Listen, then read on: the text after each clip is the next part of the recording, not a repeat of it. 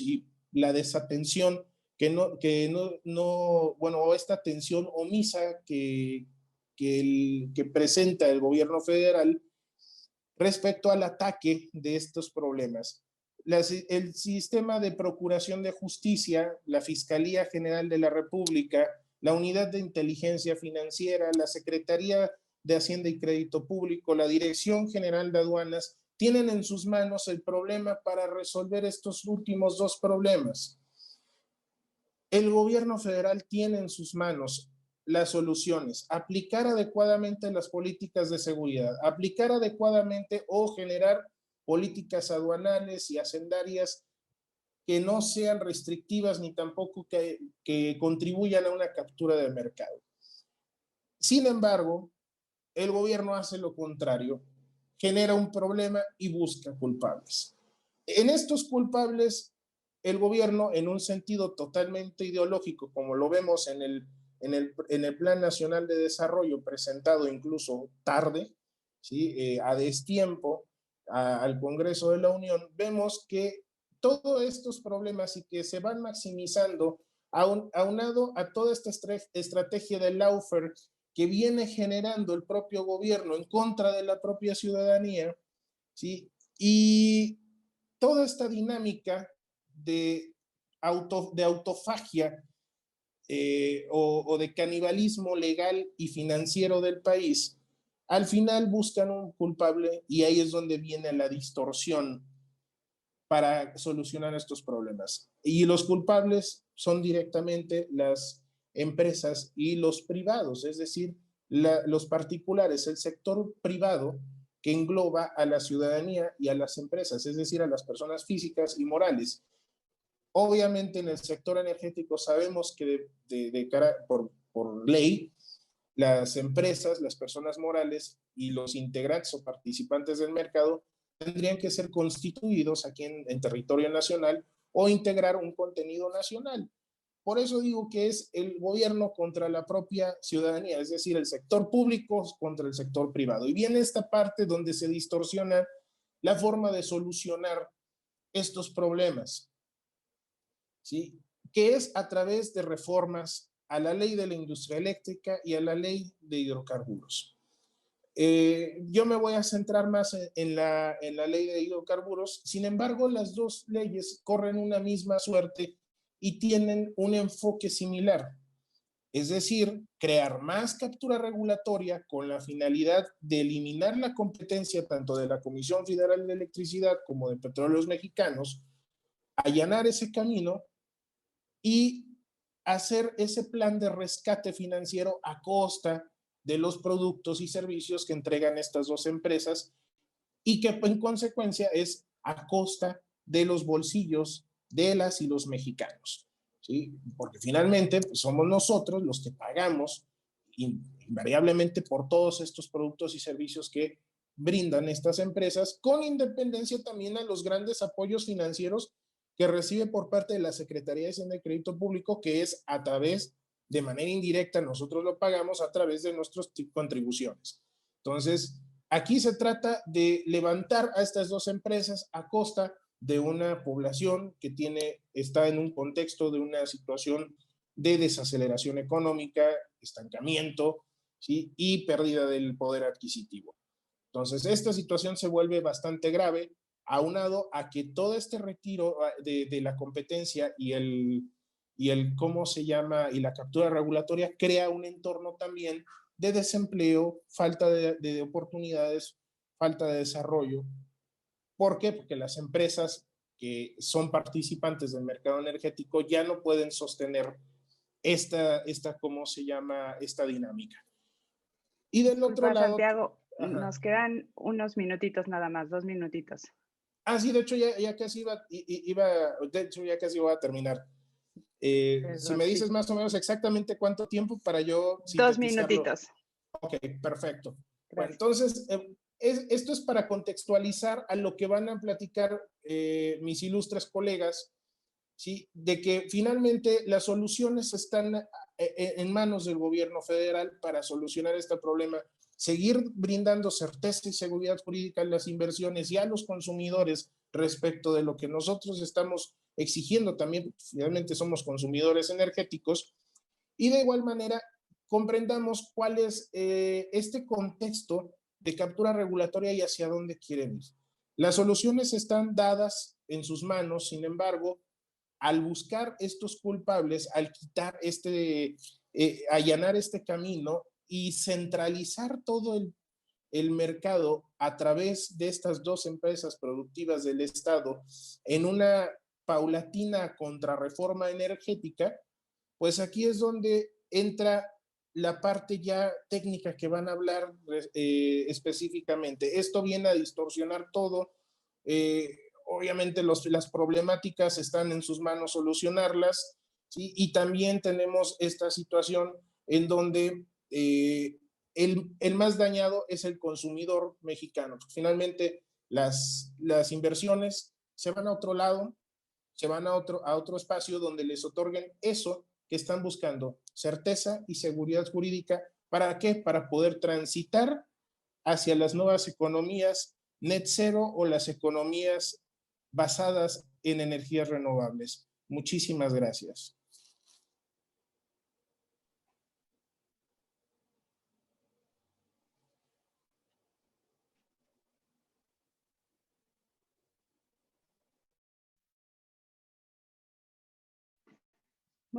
Muchísimas gracias, Peña Sánchez.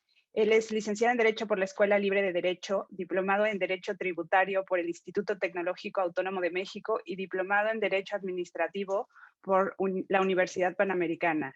En el ámbito laboral, ha desempeñado distintos cargos en el sector público mexicano en posiciones relacionadas fundamentalmente con el derecho de la energía, infraestructura y compliance, en instituciones de carácter federal como la Secretaría de Hacienda y Crédito Público y el Banco de México. En Petróleos Mexicanos se desempeñó como abogado general y posteriormente alcanzó el puesto de director jurídico. También ha fungido como titular de la unidad jurídica de la Comisión Nacional de Hidrocarburos. Actualmente es socio de la oficina en México de la firma internacional de abogados Cuatro Casas, además de ser miembro de la barra mexicana del Colegio de Abogados AC. Ha sido ponente habitual en distintos foros y conferencias en materia de energía, infraestructura y compliance. Ahora nos va a hablar de las reformas en el sector de energía, incumplimiento a garantías constitucionales y de acuerdos internacionales, arbitraje. Adelante, Marco Antonio. Muchas gracias, Erika. Pues antes que nada, muchas gracias al doctor Juan Rosellón, al maestro Daniel Chacón, al maestro Ulises y a Philippe Hauser por la invitación que me hicieron a participar. Y la verdad es un gusto encontrar aquí pues a mis compañeros panelistas, a Santiago, a Montserrat y a Guillermo, personas a quien además de tenerles un gran aprecio, les tengo un gran respeto profesional. Un poco retomando lo que comentaban al inicio, pues la energía sustentable es un buen camino, como decía Philippe. Y retomando lo que señalaba Santiago, yo diría que el tema que quiero platicar con ustedes es cómo estas reformas impactan primero en un primer piso garantías constitucionales que son vigentes y en una segunda dimensión acuerdos internacionales, particularmente inclusive acuerdos multilaterales ambientales. Y lo más importante, como decía Santiago, pues es cuidar el Estado de Derecho. Yo me hago una pregunta siempre que platicamos de esto: ¿por qué nos cambiaron las reglas en el sector energético? Hacemos una prospectiva de qué pasaba antes de la reforma energética, qué pasó con la reforma y después, qué está sucediendo ahora. Y bueno, después de 76, 77 años de un régimen cerrado, en 2013 la reforma energética lo que hizo fue generar competencia con la reforma de 3 artículos constitucionales, el 25, el 27 y el 28, en donde en hidrocarburos se abrió la parte relativa a midstream y downstream, y en la parte de energía eléctrica, como ustedes saben, generación de energía y comercialización. Pero hay que tomar en cuenta qué es lo que está sucediendo. Al cambio de la administración hay un cambio y un golpe de timón en la visión. El único tema es cómo ese cambio de visión debe de respetar el marco jurídico constitucional. Y entonces, como podrán ver en esta lámina, han venido dándose una serie de decisiones sistemáticas, regulares y constantes que han cambiado sustancialmente esta apertura prevista en la Constitución y con ello, como decía hace un momento Santiago, se han afectado, creo que básicamente tres grandes principios constitucionales: el de libre competencia y concurrencia, el de certeza y seguridad jurídica, que en mi concepto es uno de los temas más relevantes para todos, y el de sustentabilidad y derecho a un ambiente sano, que ese es un tema también de un derecho humano reconocido por nuestra Constitución, y con ello también se afectan, lógicamente, tratados internacionales, como lo veremos más adelante. Y básicamente el centro de la discusión es fortalecer a Pemex y a CFE como empresas del Estado. Hay que reconocer que la reforma energética les dio el carácter de empresas productivas para ser flexibles y competitivas, y en un análisis objetivo creo que en la reforma a veces se quedó a deber a estas empresas porque no se les dio todas las flexibilidades que necesitaban. Pero de ahí a quitar los competidores para decir vamos a ser las eficientes es donde cabe la pregunta. Y hay dos términos que se han acuñado, el de seguridad energética y el de soberanía energética. Que el de seguridad energética puede ser un término equívoco, no unívoco. Y entonces, ¿qué vamos a entender por seguridad energética? Con esto haría un repaso muy rápido. ¿Qué ha sucedido en estos actos administrativos previos a las reformas? Pues desde octubre de 2019, con la reforma, unos lineamientos sobre adquisición de certificados de energías limpias, se permitió que hidroeléctricas anteriores a la reforma pudieran emitir certificados de energía limpia por parte de CFE, afectando, lógicamente, un mercado previo que tenía unas reglas del juego que fueron cambiadas. Después, en la pandemia, sabemos todos sobre el acuerdo de SENACE sobre eficiencia, calidad y confiabilidad, donde bajo los principios de seguridad y confiabilidad se puso como prioridad a plantas convencionales sobre plantas de energías limpias. Hubo amparos, suspensiones, y a los 15 días, el 15 de mayo, ya la Secretaría de Energía, que era quien realmente tenía la competencia, emitió la política de confiabilidad y seguridad, la cual establece básicamente los mismos principios. Bajo el principio de continuidad y seguridad del sistema, hay un desplazamiento de energías limpias y una prioridad a plantas centrales convencionales, e inclusive se establece que para el otorgamiento de permisos hay una serie de ajustes que puede hacer la autoridad con base en la planeación del Sistema Eléctrico Nacional, con lo cual puede convertirse en una barrera de entrada, como bien lo dijo COFECE, y que la propia Suprema Corte de Justicia el 3 de febrero en su resolución señaló que muchos de estos puntos de la política de confiabilidad violentaban precisamente estos principios de competencia e inclusive también el tema de sustentabilidad. ¿Por qué? Porque privilegiaban plantas que no necesariamente eran más eficientes y que sí eran más contaminantes. Poco después, en el 10 de junio, viene por parte de la CRE el aumento de las tarifas de porteo. Y un tema muy importante, el 22 de julio se difunde un memorándum del Ejecutivo que después hizo suyo en la exposición de motivos de la Ley de Industria Eléctrica, en donde establece puntos tales como que se deberá de dar prioridad a centrales hidroeléctricas de CFE. Después tendrán que entrar las demás centrales de CFE, donde están las termoeléctricas, y hasta un tercer lugar las energías limpias. Y esto lo vemos ya después cristalizado en la reforma a la Ley de Industria Eléctrica. Un punto más es la detención de otorgamiento de permisos, así lo dice expresamente en el numeral 14, y en el numeral 16 dice: se permitirá la participación privada siempre y cuando sea complementaria y no afecte el interés social, y en materia de electricidad pone un porcentaje de hasta el 46%. Y finalmente, en la parte de hidrocarburos, en el mes de diciembre del año pasado, se modifica el acuerdo de importación y exportación de hidrocarburos para fijar ciertos cambios, pasando los permisos de 20 a 5 años con las afectaciones correspondientes. Con todo este marco legal, pues vienen las reformas, y el 9 de marzo viene la reforma a la Ley de la Industria Eléctrica, en donde básicamente los puntos nodales es que se establece en el despacho del sistema eléctrico la afectación a los criterios de eficiencia económica y sustentabilidad y de acceso abierto y no indebidamente discriminatorio, estableciendo que primero se conectarán las centrales con contratos de cobertura física, con contratos de cobertura con compromiso de entrega física que solo CFE puede hacer, y después vendrán las energías limpias. CFE deja de tener la obligación de participar en subastas para comprar energía. Se modifican conforme a los lineamientos anteriores el otorgamiento de certificados de energía limpia para ampliarlo a hidroeléctricas anteriores a la ley.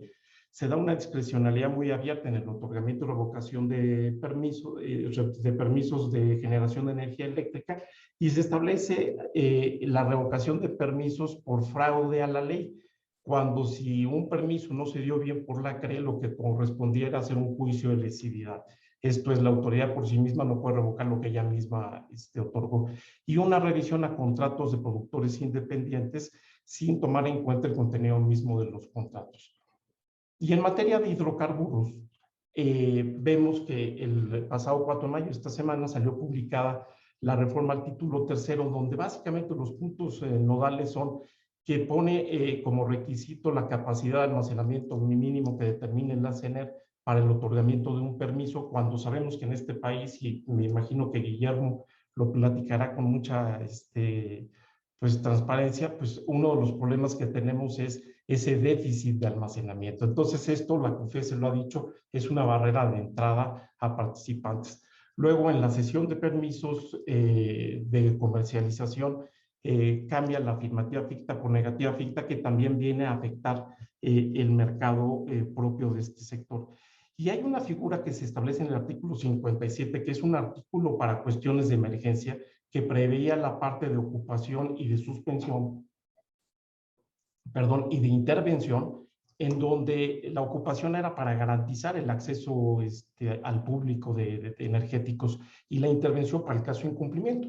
Pero ahora se mete una figura de suspensión bajo criterios de afectación a seguridad nacional, seguridad energética o afectación de la economía, pero no establece criterios de evaluación, no establece un criterio de proporcionalidad, no establece un plazo de duración, y esto pues genera lógicamente un problema muy serio de seguridad y de certeza jurídica, junto con 3 transitorios, el cuarto, el quinto y el sexto, que permiten la revocación de permisos por incumplir con capacidad de almacenamiento o incumplir con la parte relativa a cualquier requisito de la ley, sin tomar en cuenta la proporcionalidad. Con esto creo que se violan 3 grandes apartados de los artículos constitucionales. El primero está en los 2 primeros puntos de esta lámina: competencia y libre mercado y seguridad de despacho, que se pone sobre eficiencia económica y competitividad. El artículo 25 es muy claro, junto con el 28, de que debe haber un acceso libre, abierto y no indebidamente discriminatorio. La COFECE inclusive emitió opiniones en ambos casos, donde básicamente dice, en el caso de hidrocarburos se afecta la cadena de valor de toda la industria, porque establece barreras de entrada a nuevos participantes y agentes que actualmente están en el mercado, y crea restricciones artificiales en productos y servicios de este mercado. Y déjenme decirles que en la resolución de la segunda sala de la Corte del 3 de febrero, la política de confiabilidad, la propia Corte ya dijo que hay una violación clara al principio de libre acceso que la reforma constitucional de 2003 había establecido. Un segundo apartado de violaciones que está en negrillas y que es muy importante por la estrategia México Energía es la afectación a la transición energética, al derecho a un medio ambiente sano y al incumplimiento a metas establecidas por México en el Protocolo de Kioto desde los años 90 y recientemente en el Acuerdo de París, que lo vamos a analizar un poco más adelante. Y finalmente, un tema que en el caso de la barra abogado nos preocupa mucho es el del Estado de Derecho. Se violentan el principio de legalidad, seguridad jurídica y no retroactividad de la ley. Déjenme hacer un paréntesis en la parte ambiental. El artículo cuarto constitucional establece que toda persona tiene el derecho a un ambiente sano y que el Estado tiene la obligación de garantizar ese derecho. Y el 25, que además de hablar de la competitividad, dice el Estado como rector de la economía y del desarrollo nacional deberá de garantizar un desarrollo industrial integral y sustentable. Que si esto lo hilamos con el artículo primero constitucional, que hace propios como garantías constitucionales los derechos humanos y el principio de convencionalidad, esto es, todos los tratados internacionales firmados por México, pues todos los acuerdos multilaterales de México en materia de medio ambiente están subsumidos. Y luego en el derecho interno, pues la ley de transición energética en su tercero transitorio establece una meta de 30% de energías limpias para el 2021. Hoy en día estamos en un 25% y para el 2024 un 35%. Y la Ley General de Cambio Climático en su segundo transitorio establece para el 2020 una reducción del 30% de emisiones contaminantes y para el 2050 un 50%. México ha suscrito 72 tratados internacionales, de los cuales yo destacaría el Protocolo de Kioto y el Acuerdo de París, y recientemente el capítulo 24 del Tratado de Libre Comercio con Estados Unidos, México y Canadá establece algo bien interesante. Dice, primero, los estados parte deben de respetar los acuerdos multilaterales en materia de medio ambiente. Y el 24.24 dice que es importante incluir las tecnologías limpias como medio para mejorar el desempeño ambiental y económico, contribuyendo al crecimiento verde y fomentando el desarrollo nacional. Fíjense, este es un compromiso que hoy en día tiene el gobierno de México. Y como ustedes saben, el Acuerdo de París, que es el más reciente, es el que tiene como objetivo el mantener el aumento de la temperatura del planeta por debajo de los 2 grados centígrados hacia finales del siglo y reducir la emisión de gases de efecto invernadero. Aquí hago un alto y me haría 3 preguntas. Uno, ¿qué sucede cuando la ley de industria eléctrica hace a un lado las energías limpias afectando la sustentabilidad? ¿Qué sucede cuando la ley de industria eléctrica establece un rompimiento al libre acceso y competitividad del mercado eléctrico? ¿Y qué sucede cuando la ley de hidrocarburos se le da una facultad discrecional abierta al Estado, que puede ser inclusive una facultad que se vuelve arbitraria, rompiendo las garantías de legalidad y de seguridad jurídica? Pues vienen los medios de defensa desde el punto de vista jurídico, y en esta lámina vemos los 4 grandes rubros. En derecho interno, pues los juicios de amparo, sabemos que hay más de 133 juicios de amparo en el caso de la industria eléctrica. Acciones de inconstitucionalidad, sabemos que hay una acción de inconstitucionalidad por una minoría del Senado en contra de esta reforma. Controversias constitucionales como la de la COFES en la ley de industria eléctrica, y que seguramente la tendremos en la ley de hidrocarburos. Pero viene un segundo nivel, que son los arbitrajes de inversión. En los arbitrajes de inversión, el Centro Internacional de Resolución de Diferencias para la Inversión puede admitir demandas de inversionistas protegidos por estados parte en acuerdos de protección y promoción de las inversiones.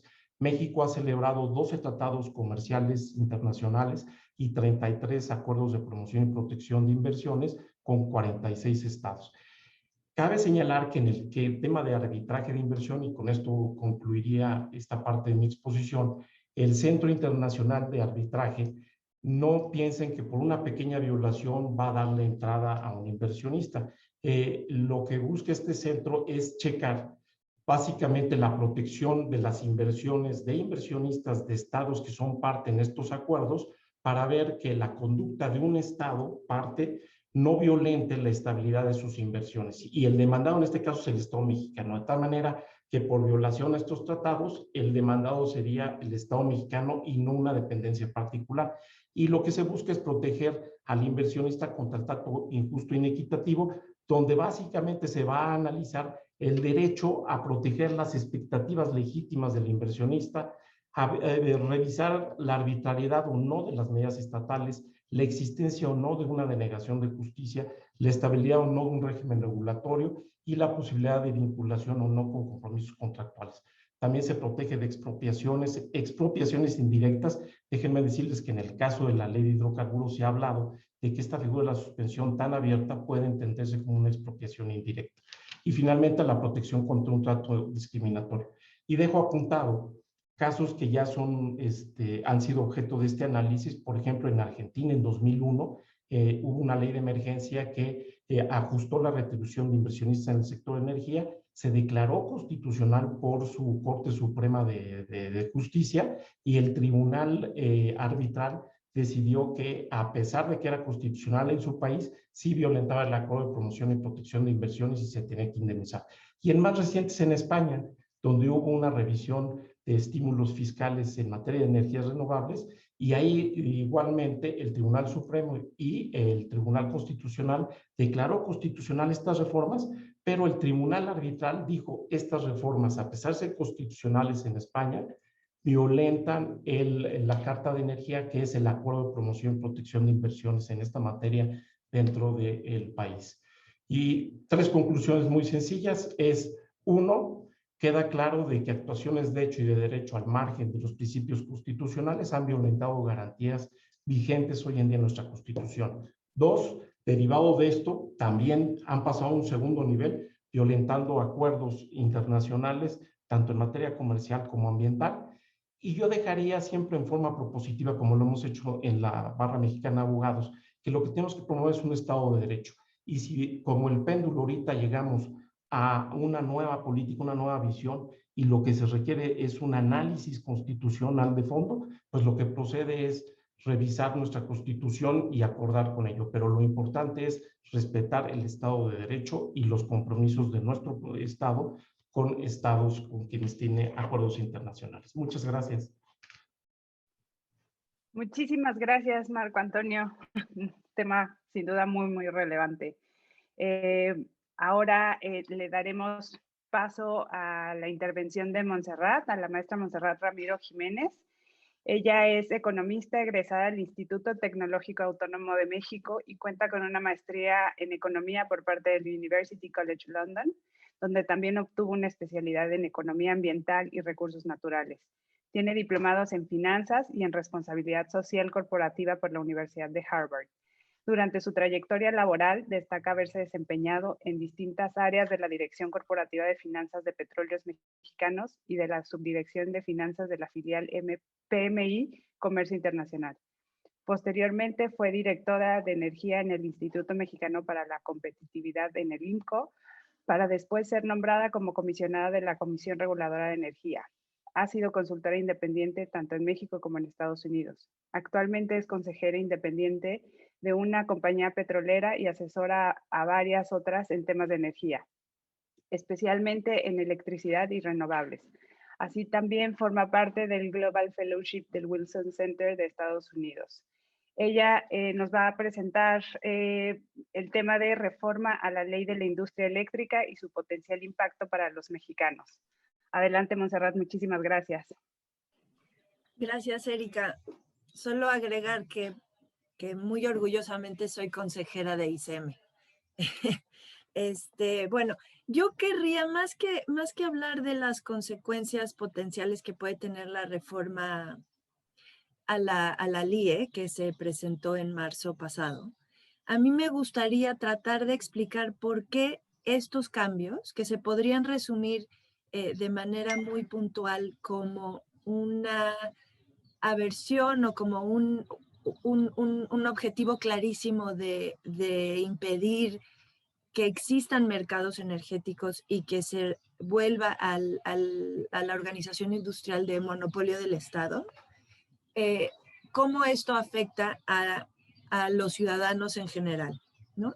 Creo que es muy importante entender qué es lo que cambia para la vida de las personas en México, para que esto tenga una dimensión que se pueda entender mucho más allá que simplemente una cuestión casi electoral o política, que creo que no corresponde al análisis de este panel y que además creo que no ha tenido el impacto suficiente para que la población en general pueda tener una posición informada sobre cómo esto afecta a nuestras vidas. Entonces, creo que trataré, además de, para no repetir lo que ya se dijo antes, y con mucho gusto saludo a mis compañeros en este panel, el objetivo principal es eliminar o obstaculizar las oportunidades de competencia, que no es lo mismo que competitividad, y después podemos volver a ese concepto. Las posibilidades de competencia en los mercados, tanto eléctrico como de toda la cadena de valor de hidrocarburos. Entonces, ¿por qué y para qué?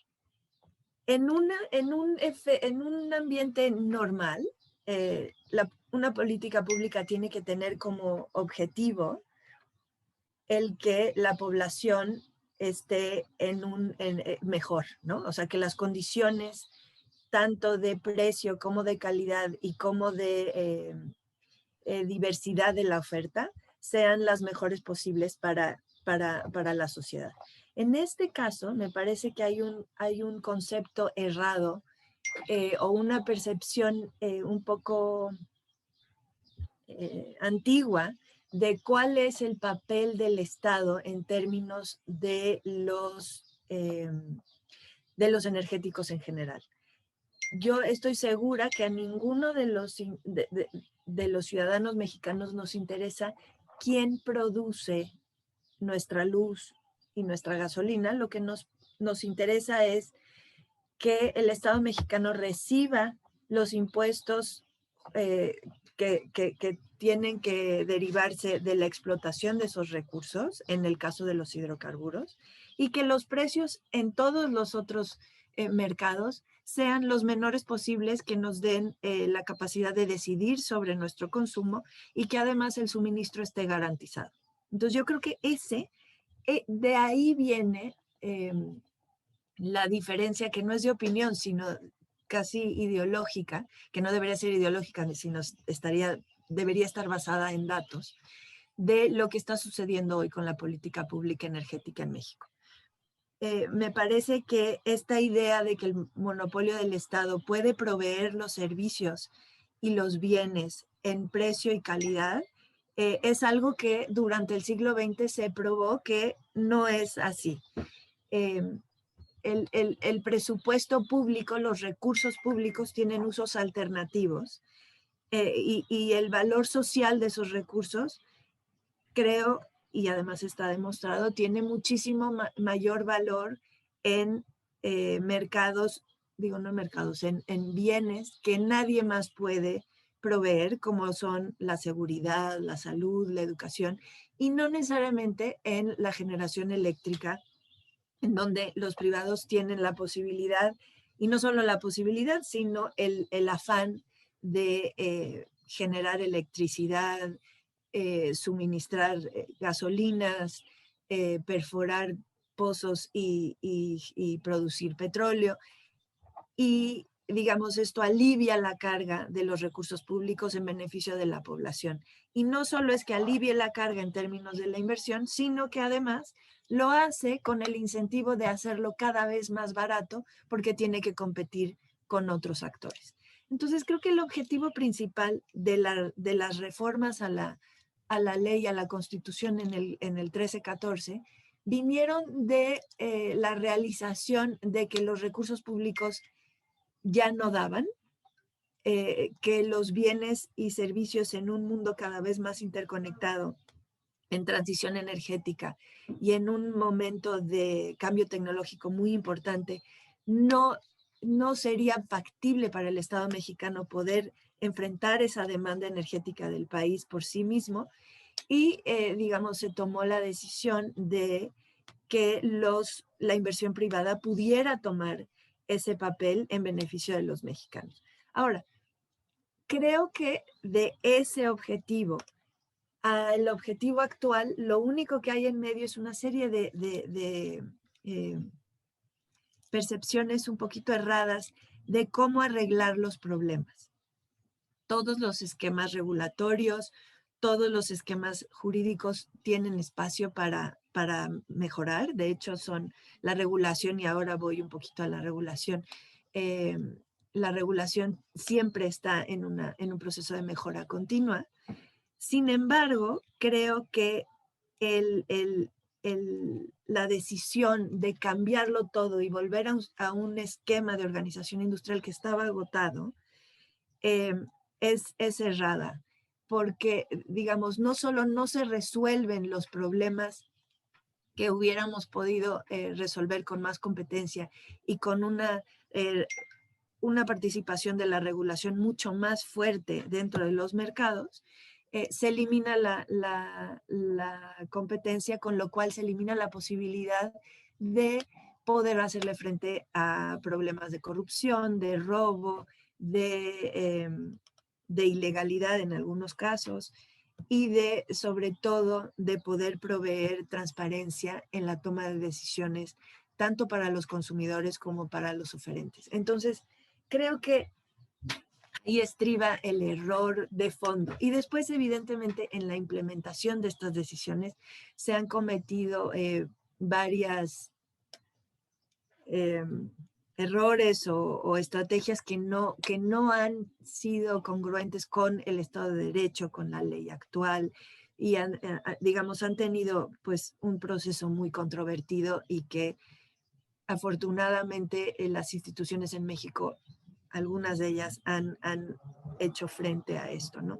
Ahora, ¿por qué a los mexicanos en general nos debe preocupar la regulación y por qué la regulación debiera ser independiente? ¿Y por qué estamos en un momento en el que todo el mundo hablamos de, digamos, una preocupación sobre que la CRE no está teniendo un papel de regulador buscando el beneficio de los consumidores mexicanos? La razón es porque la política pública está ligada a los procesos políticos y tiene digamos, un orden de funcionamiento y un sentido del tiempo de corto plazo. La regulación y sobre todo en mercados de energía tiene que tener una visión de largo plazo. ¿A dónde queremos llegar? ¿Cómo podemos proteger a los consumidores en el largo plazo? ¿Cuáles son las trayectorias de estos mercados que nos van a llevar en el largo plazo a escenarios en donde la población puede optar por mejores productos, servicios y precios, ¿no? Entonces, por eso debe estar desligada de la política pública, porque la regulación tiene un objetivo de largo plazo y la única manera de asegurarnos como sociedad que en el largo plazo tenemos decisiones racionales y desligadas de la política es a través de un regulador fuerte e independiente. Esto no quiere decir que el regulador está desligado de los procesos de política pública, simplemente tiene que tener una visión distinta de la política pública en algunas ocasiones cuando lo requiera y hacer valer esta diferencia. Entonces, creo que estamos en un momento muy preocupante, más allá del ruido político. Creo que estamos en un momento preocupante porque no estamos tomando decisiones con datos, con robustez técnica, con transparencia en términos de las consecuencias de las acciones y tampoco estamos tomando en cuenta las voces de aquellos interesados en tener mercados eléctricos y de líquidos y de crudo, etcétera, de manera que beneficie social y ambientalmente al país. Ahora, el caso de la LIE es muy particular porque, digamos, el afán o la aspiración de tener un medio ambiente sano y poder hacer frente a uno de los problemas más grandes que enfrentamos como humanidad, que es el cambio climático, hoy tecnológicamente no requiere de una política que digamos que subsidie estas tecnologías. Hemos llegado al punto en el que los renovables tecnológicamente son competitivos contra las otras formas de generación eléctrica y muy pronto lo serán también para formas de transporte, etc. Entonces, eso hace todavía más absurda esta posición contrapuesta entre energías renovables y energías fósiles y la aspiración de que México tenga un costo de generación el más bajo posible. Ay, perdón, tengo un gripón horrible. Pero bueno, el punto es que hoy día eso ya no es una dicotomía, eso ya no es o buscas una cosa o buscas la otra o tienes que tener subsidios. Eso, digamos, lo hemos dejado atrás. Sin embargo, el discurso público no lo toma en cuenta y sigue contraponiendo las energías renovables a las energías fósiles en términos de que unas son más caras que otras, cuando es absolutamente lo opuesto. Entonces, creo que a la población le hace mucha falta el poder tener información clara, verificable, en términos de que estas decisiones no solo son controversiales en términos políticos, sino son controversiales en términos de la información, cómo se le presenta a la población, a la gente. Entonces, hoy día no tendríamos que estar hablando de tenemos que generar con fósiles porque no tenemos de otra. México tiene un potencial enorme en términos de integración de renovables. Las renovables cada día son más baratas, son competitivas contra ciclos combinados eficientes. Entonces, estamos, digamos, en un mundo en el que estamos discutiendo, digamos, datos pues poco verificables y poco reales. Y para mí eso es lo más preocupante. Cómo a través y por una razón de política, la población recibe información que no es cierta ni es verificable y sin embargo no hay forma de que se pueda comunicar o no hemos sido los interesados en esto, no hemos sido lo suficientemente claros para que esto sea más claro y la población pueda tomar decisiones mucho más fáciles en términos de lo que implica para sus vidas diarias los cambios que se han propuesto.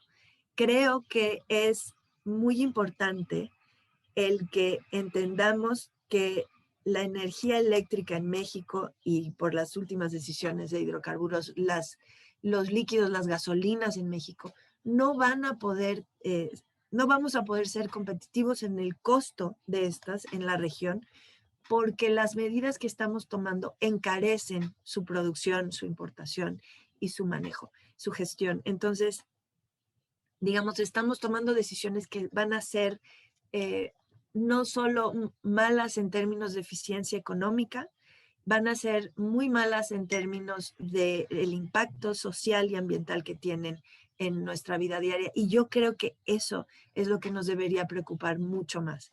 Que digamos todo lo otro que podría ser, que lo podríamos discutir en términos del Estado de Derecho y que por suerte las cortes están haciéndole frente a esto, los amparos se han ganado, las empresas se están defendiendo, pero más allá de los intereses de la inversión per se, es muy importante que entendamos que el marco jurídico actual como está suspendido, es un marco jurídico que protege al consumidor, que protege a los ciudadanos mexicanos para poder tener energéticos más baratos, más limpios y la posibilidad, que no es menor, de decidir sobre nuestro consumo. Esto creo que es lo más rescatable y lo que la gente tendría que entender de manera mucho más puntual y que nosotros como profesionales del sector deberíamos tratar de ser mucho más claros y puntuales en la comunicación. Muchas gracias. Muchísimas gracias, Montse, por tus reflexiones. Ahora le damos paso a Guillermo García Alcocer. Antes les recuerdo que está la sección de preguntas y respuestas para que ahí pongan todo lo que quisieran saber de los que respondan los panelistas. Entonces, ahí las tenemos. Al final de esta última presentación, vamos a leerlas para que se las puedan responder. Y bueno, el licenciado Guillermo García Alcocer es licenciado en Economía por el Instituto Tecnológico Autónomo de México y realizó diversos cursos de posgrado en las universidades de Oxford, Harvard y George Washington. Fue distinguido con el primer lugar nacional del Premio Banamex en Economía y también le fue otorgado el Premio de Investigación Exitam en 2001. En el campo laboral asumió distintas responsabilidades en la Secretaría de Hacienda y Crédito Público y la Comisión Nacional del Sistema de Ahorro para el Retiro. Específicamente en el sector energético, ocupó diversos cargos en la Secretaría de Energía, entre los que destaca su labor como jefe de la Unidad de Políticas de Exploración y Extracción de Hidrocarburos. Participó en el grupo técnico y redactor de la Reforma Energética de 2013-2014, tanto en su vertiente constitucional como legal, además de ser el responsable de realizar los estudios de soporte para dicha reforma. Posteriormente fue nombrado comisionado presidente de la Comisión Reguladora de Energía por el Senado de la República en 2016. Actualmente es miembro del Consejo Mexicano de Asuntos Internacionales, COMEXI, y también se desempeña como profesor en el ITAM. Él nos va a hablar de perspectivas para la competitividad dadas las reformas a la Ley de la Industria Eléctrica y la Ley de Hidrocarburos. Adelante, Guillermo, muchas gracias. Gracias, Erika. Un gusto estar aquí con mis colegas, un gusto ver a Montserrat, a Santiago, a Marco, obviamente, gente con la que pues convivido y intercambiado puntos de vista durante muchos años. Y bueno, obviamente muchas gracias también a la iniciativa y al CIDE por la invitación. Quisiera pedirles si me pueden permitir compartir mi pantalla para poder compartir también una presentación.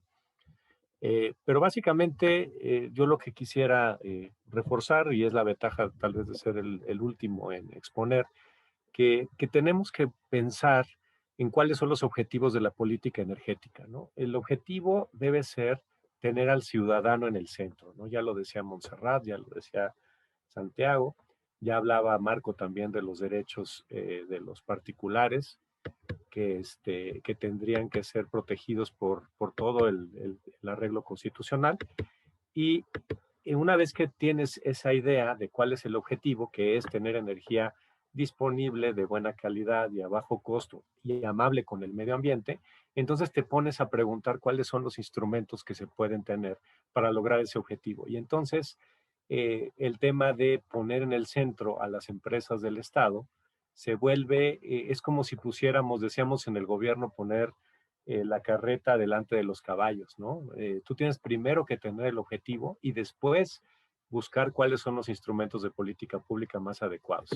Y hay una manera, a mí me gusta mucho la economía circular, que es algo que se ha puesto de moda en los últimos años y que te da esta forma de ordenar las iniciativas, donde vas ubicando primero en el centro toda la base social, el que tengas equidad de género, que tengas educación, que tengas un mínimo de salud, que tengas a la población bien, y después un uso adecuado de los recursos que tenemos como seres humanos.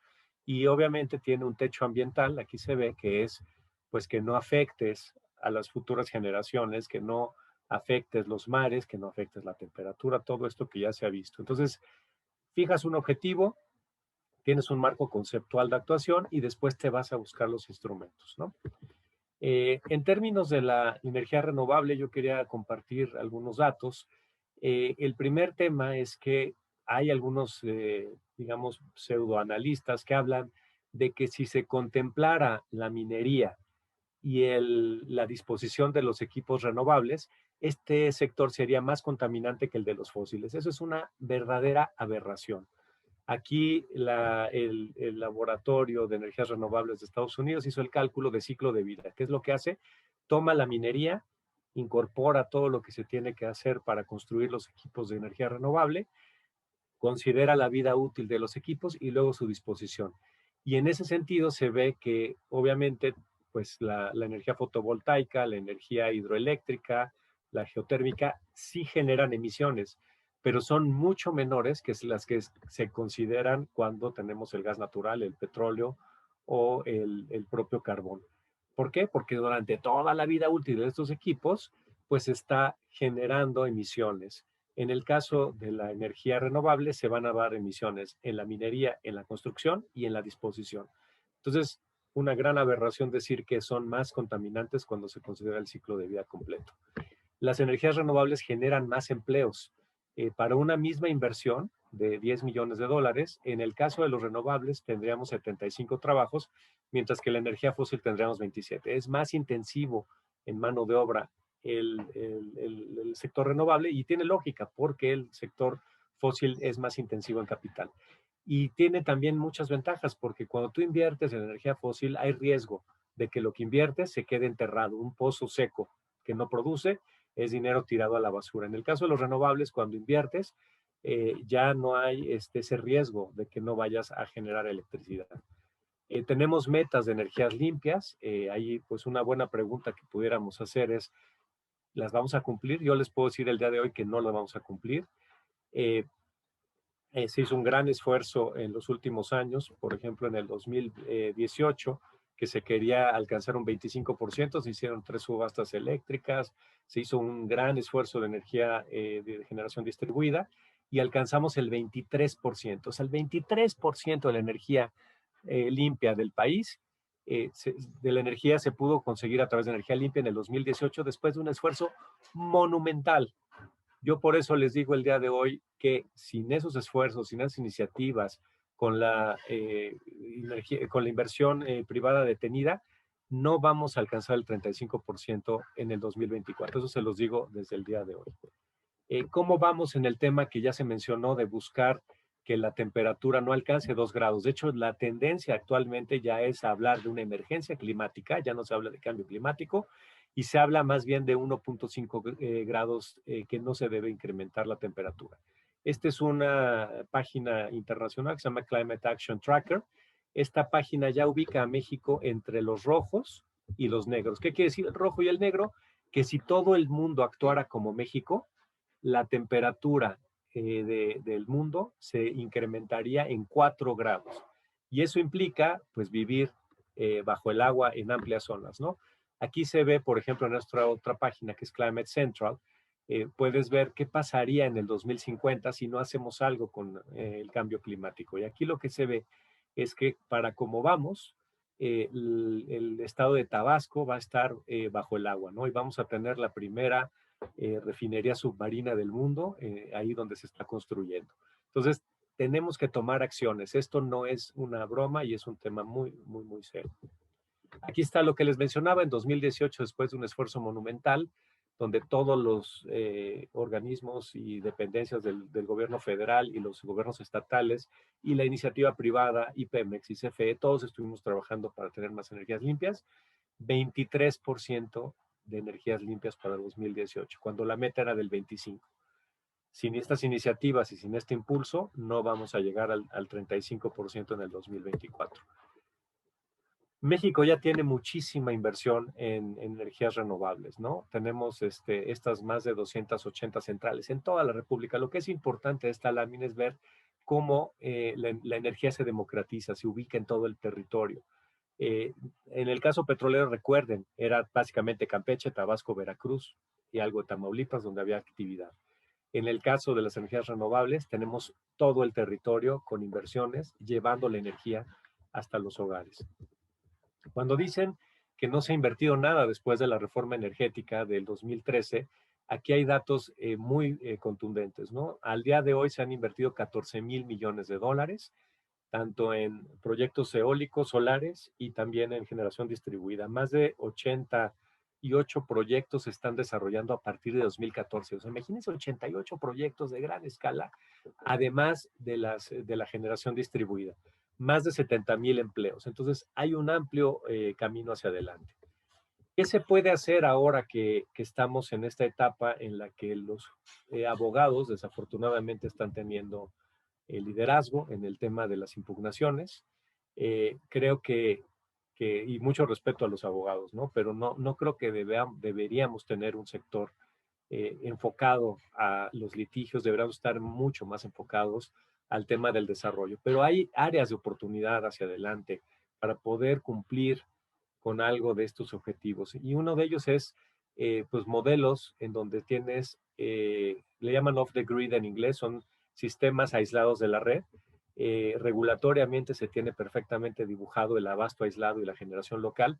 ¿Cuál es la diferencia? El abasto aislado es una instalación para satisfacer necesidades propias. La generación local son varios usuarios que se agrupan para poder satisfacer sus necesidades. Ambos esquemas están, les digo, perfectamente regulados, y lo que pide o lo que permiten estos esquemas es quitar presión a CFE en sus servicios de transmisión y distribución. Entonces, estos son esquemas que se pueden desarrollar y que tendrían que ser aceptados aún en este entorno tan complejo que vivimos el día de hoy.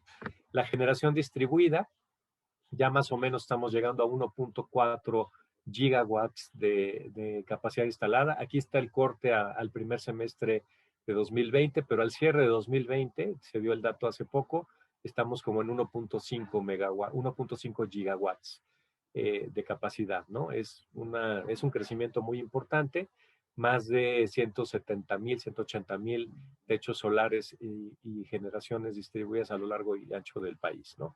Aquí hay que avanzar, aquí tampoco hay una gran diferencia con las políticas del gobierno actual, y creo que aquí es donde puede el gobierno, digamos, fomentar el desarrollo de consumidores que produzcan su propia energía y también le quiten presión a CFE.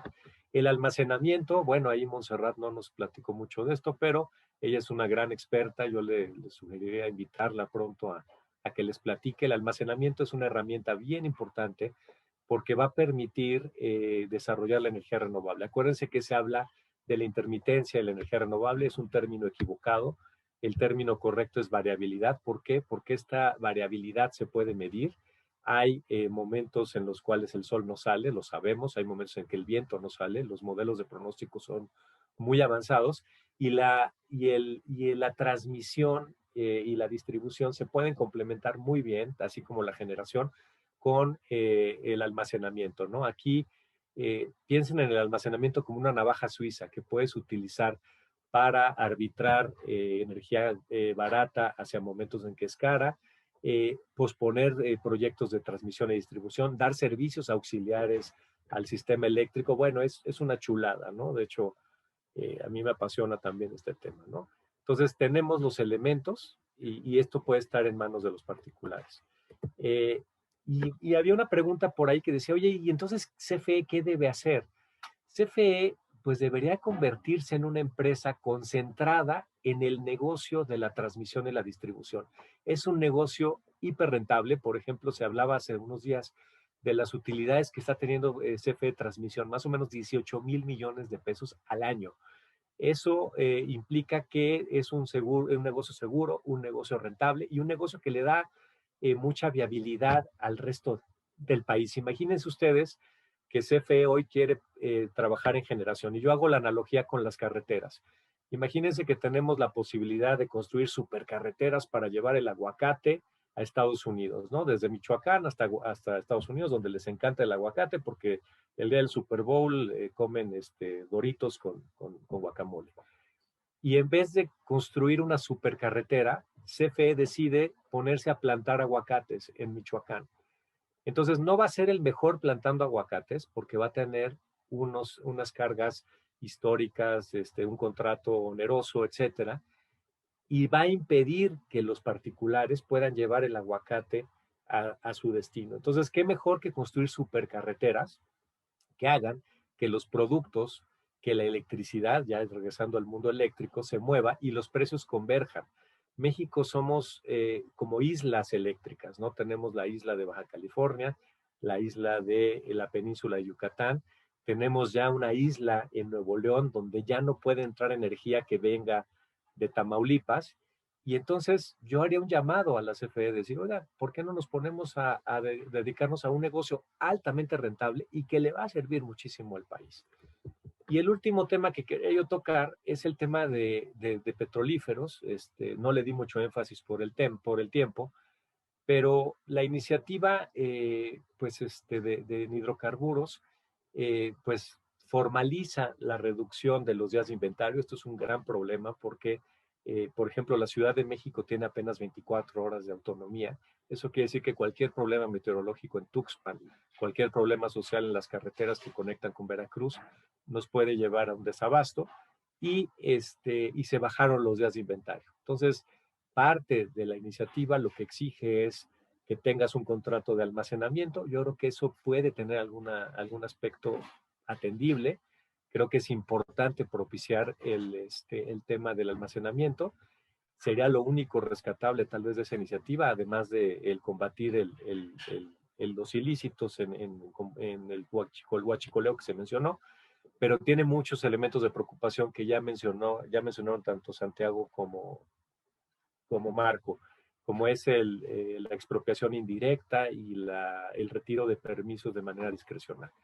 Entonces, creo que a ese tema no le hemos dedicado tanto tiempo como al eléctrico. Vale la pena, yo creo que en adelante también dedicarle algún tiempo para estos efectos. Y bueno, yo daría una pequeña conclusión.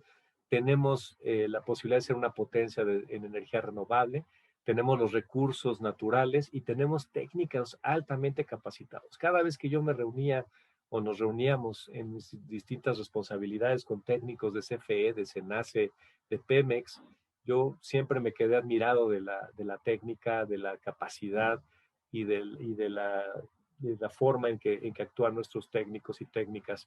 Entonces ahí tenemos el material humano, el material natural, y entonces lo que yo llamaría es decir, oiga, vamos a fijar ese objetivo y vamos a ver qué instrumentos tenemos para tener energía barata, tener energía disponible, que no haya apagones, tener energía que sea amable con el medio ambiente, y creo que por ahí podríamos ordenar un poquito la discusión como país. Pero muchas gracias por la atención, y yo estoy atento a sus comentarios. Muchísimas gracias, Guillermo. Súper interesante para concluir esta sesión de presentaciones. Muchas gracias a todos los panelistas anteriores. Tenemos algunas preguntas del público. Empezaría con dos que están dirigidas. La primera a Santiago y que tiene que ver, que le preguntan que no es rescatar, tiene un contexto legal o económico, ¿no? Dado que quieren buscar el aumento del bienestar, pero este bienestar al mismo tiempo, desde el punto de vista económico, incluye maximizar el superávit de productores y consumidores. O sea, es cómo se ve, ¿no? Cómo interpretar este término de rescatar. Y también hay otra, también para Santiago, que es, ¿no? Si acaso hay como ¿dónde se pueden encontrar cifras de robo y del mercado ilícito para el tema del robo de combustible o el huachicol? Porque no dicen que hay diferentes fuentes donde en una se reportan 5,000 barriles diarios, pero en otros estudios hay hasta de 60,000 y 25,000. Entonces, ¿que dónde pueden encontrar como estas cifras? Vamos con estas dos preguntas primero y después seguimos, si les parece bien. Muchas gracias, querida. Pues, bueno, empecemos con el primer planteamiento, que digo es el como más importante. ¿Rescatar de quién? Digo, yo rescataría a las empresas productivas del Estado, del propio gobierno. Yo así lo plantearía. Las empresas productivas tienen un objetivo que es primordial, que es otorgar valor al Estado mexicano, y obviamente este valor trasladarse a un estado de bienestar. Hasta ahí estamos totalmente de acuerdo. Sin embargo, se han revertido los papeles y ahorita la visión ideológica gubernamental va en el sentido de que este rescate tiene que venir de la mano de la ciudadanía, no del gobierno. El dinero es un recurso finito, no hay dinero para las empresas productivas del Estado, y aún así se quita otros rubros. Realmente es una cuestión aberrante. Lo que se debe de hacer con las empresas productivas del Estado es ponerlas a trabajar. Queremos un estado de bienestar. Este estado de bienestar viene aparejado de competitividad, mercado abierto y una regulación que a mí me gustaría más en un sentido de soft law. Eso es como que el contexto ideal, es mi wishful thinking que yo tengo respecto del mercado energético. Sin embargo, para ser más pragmáticos, este concepto de rescate yo lo redefiniría como sí, un rescate de las EPEs del propio gobierno, pero más bien como un renacimiento. Estas empresas productivas tienen que renacer, tienen que reconvertirse y cambiar su visión. No son la Secretaría del Bienestar, son empresas, son negocios, y como negocios, pues hay que llevarlos a una rentabilidad para que este ingreso pues sea direccionado en beneficio de la sociedad, en beneficio del gobierno, ¿sí? En beneficio de las personas, y no nosotros los ciudadanos, los consumidores, estar manteniendo a estos fardos pesadísimos de la ¿cómo se llama?, de la administración pública. Digo, yo así lo veo, y respondiendo a ese planteamiento, que más bien da pie a más dudas, ¿no? a más ¿cómo se llama?, a más planteamientos, pero de ahí partiría. Y en el segundo, vamos, el marco legal conocido como la reforma energética, que a mí me gusta decirle más el marco legal energético vigente más que reforma energética, planteaba un tema de transparencia. Esta transparencia también lleva o conlleva a la competencia, saber con quién estás compitiendo, tenerlo de frente y saber cómo atacar los problemas. Sin embargo, estos datos de robo de hidrocarburos, desgraciadamente, todos los indicadores en materia energética han sido prácticamente anulados de todas las mejores prácticas, tanto de la industria como de la administración pública. Entonces, pues es difícil ahorita conocer a ciencia cierta cuáles son la información exacta del volumen de robo de petrolíferos, de hidrocarburos, incluso de fluido eléctrico. No sabemos con certeza. Claro, tenemos todavía el Instituto Federal de Acceso a la Información, pero no es un tema que sea práctico para efectos de negocios. Los negocios necesitamos las cosas rápido. Es efectivo para términos jurídicos.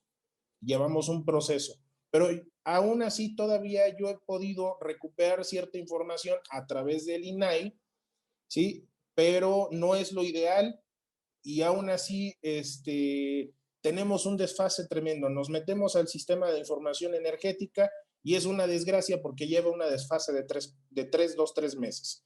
¿Sí? Entonces, la transparencia no es la gran aliada de esta administración pública, así que pues tenemos que utilizar los mecanismos que tenemos a nuestro alcance, como es el INAE, por ejemplo, para el caso de acceder a cierta información, pero igual la vamos a tener con semanas de desfase en lo que la solicitamos y nos la entregan, que duran más o menos como 15 días hábiles, que son prácticamente un mes.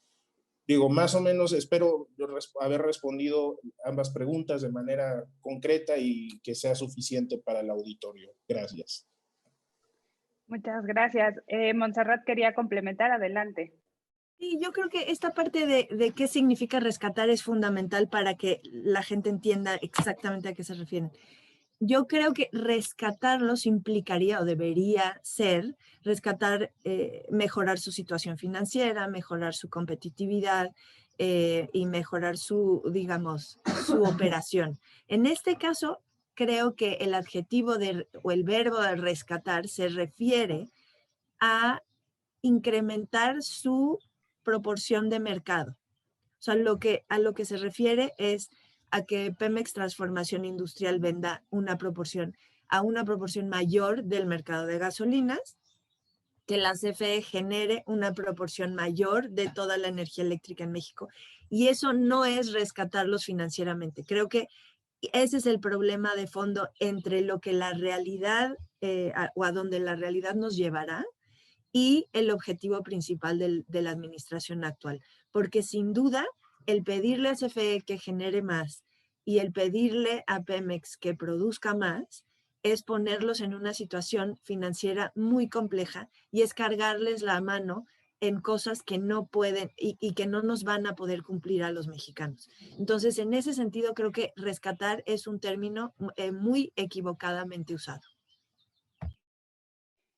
Y Montserrat, aprovechando el tema que estamos en esta parte, hacen una pregunta específica para ti y que dicen, ¿no? Y también está abierta para todos los demás, pero es como qué ideas se podrían, ¿no? ¿Con qué ideas o qué ideas tienen ustedes para contrarrestar efectivamente la información que se recibe, ¿no? Que recibe la mayoría de la población sobre estos temas? Y es mucho pedirle a la población porque, digamos, un precepto fundamental de la autoridad es que, digamos, no diga mentiras, ¿no? En una sociedad civilizada, la población no tiene por qué doble chequear los datos que le procura el gobierno o la administración pública. Sin embargo, como vivimos, y esto no es algo privativo de México, digamos, esto de los alternative facts existe en el mundo, es un problema global, digamos, hay muchas razones para ello, pero dado que vivimos en ese contexto, los ciudadanos tenemos que ser muy cuidadosos en los datos que se nos presentan en términos de verificar la fuente, el contrastarlo con publicaciones que sean mucho más, digamos, que se dediquen sin una connotación política a estudiar estos fenómenos. En este sentido, la gente que está conectada, creo que hacerse llegar información de lugares como ICM, el CIDE y personas que se dedican a esto sin una connotación política es muy importante. Y otra es la realidad. O sea, este mensaje de es que las gasolinas iban a bajar y no bajan, bueno, pues ahí hay una muestra de que algo no está siendo real. La calidad del aire en la zona metropolitana del Valle de México, la calidad del aire en la zona metropolitana de Monterrey. O sea, estas son cosas que la gente vive todos los días y esto se debe a una decisión de política pública de incrementar la generación a base de energías fósiles, muy puntualmente de combustóleo.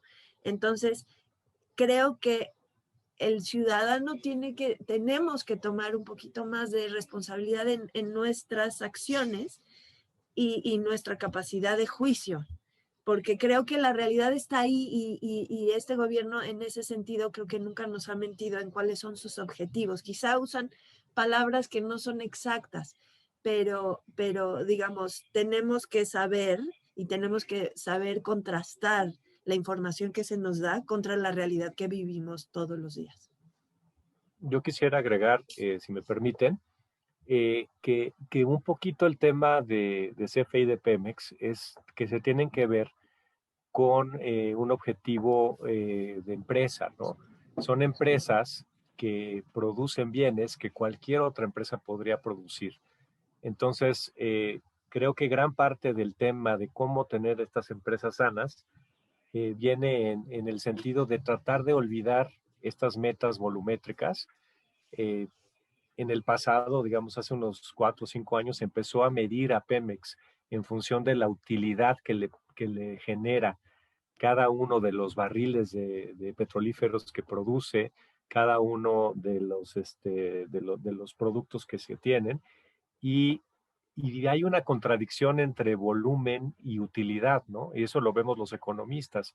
Tú tendrías que estar manejando la cantidad que se puede colocar en el mercado, que se puede vender bien, y si lo tomas en términos de volumen, pues vas a estar produciendo, por ejemplo, barriles de a $120, ¿no? Que puede ser, en Chicontepec te cuesta producir más o menos eso, un barril, y lo vas a vender a 60. ¿Vas a tener posibilidad de venderlo? Pues sí, pero de que vas a perder, vas a perder.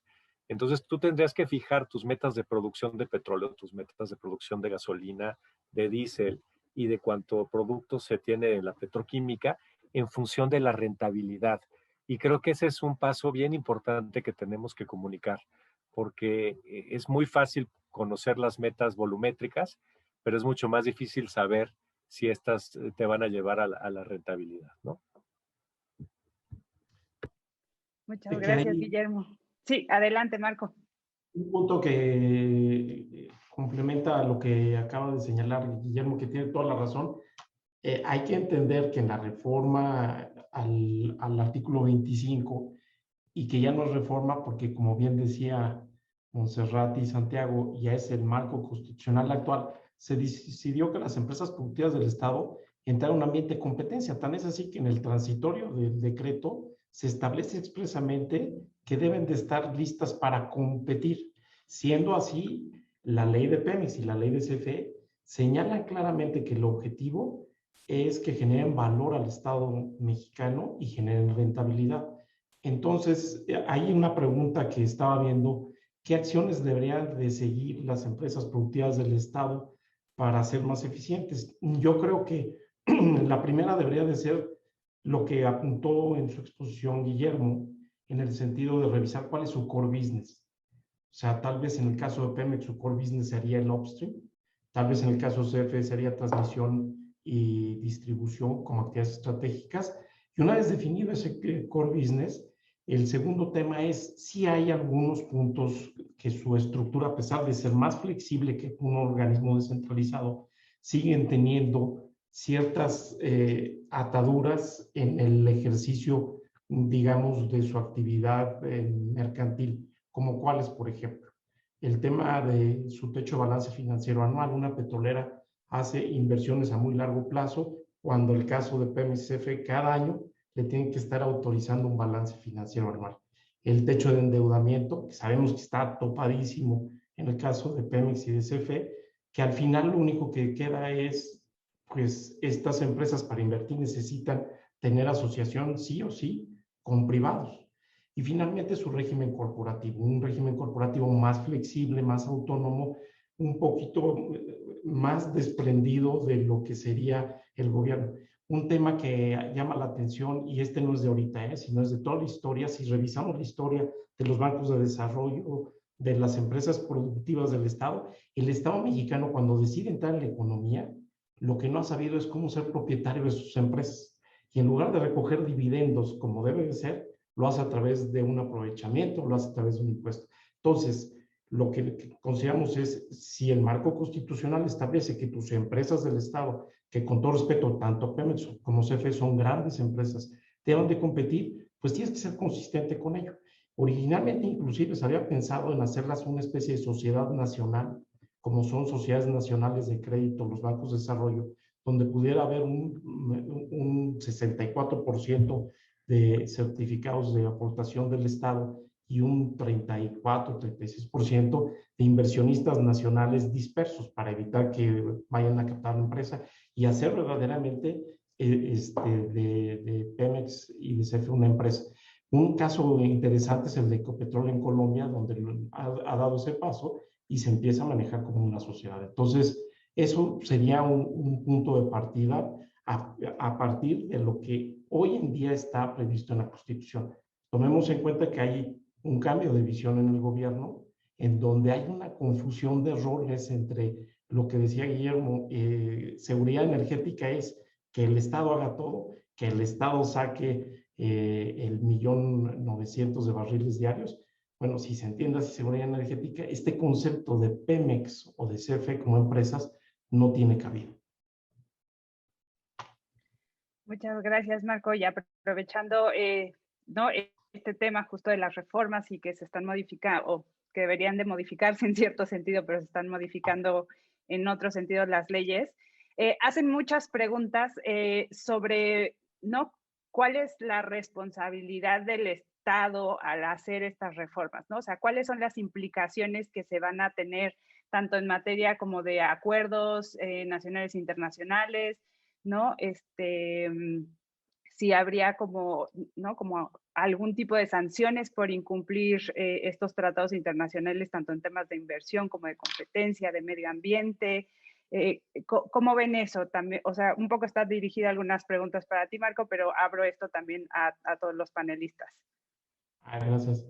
Pues mira, ya lo apuntaba Guillermo, que desafortunadamente cae en manos de abogados muchas defensas de intereses afectados, y a pesar de que soy abogado, la verdad te soy franco, es mejor generar valor y crear valor que estarnos desgastando en no ponernos de acuerdo. Y un peligro que existe, y ese es una preocupación personal, es que acabe judicializándose la política energética.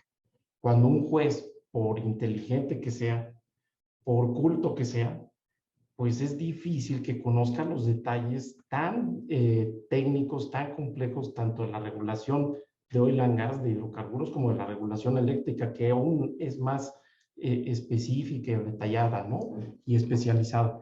Entonces, digo, en este contexto lo que sí preocupa es, si hay un golpe de timón en la visión de la política pública, lo que queda es hacer una revisión integral, y si se tiene que reformar el marco constitucional, pues se tendría que reformar la Constitución. Lo que no puede ser es, sin tocar una coma a la Constitución, vía hechos de facto, actos administrativos y ahora también actos legislativos, se vaya más allá de este modelo. Entonces, con este contexto, ¿qué sucede? A nivel de derecho interno, pues quienes resulten afectados, y ya lo estamos viendo, pues lo que les queda es interponer amparos por violación a sus garantías constitucionales. En el caso de electricidad tenemos más de 133 amparos y tenemos la controversia constitucional de la COFESE y una acción de inconstitucionalidad.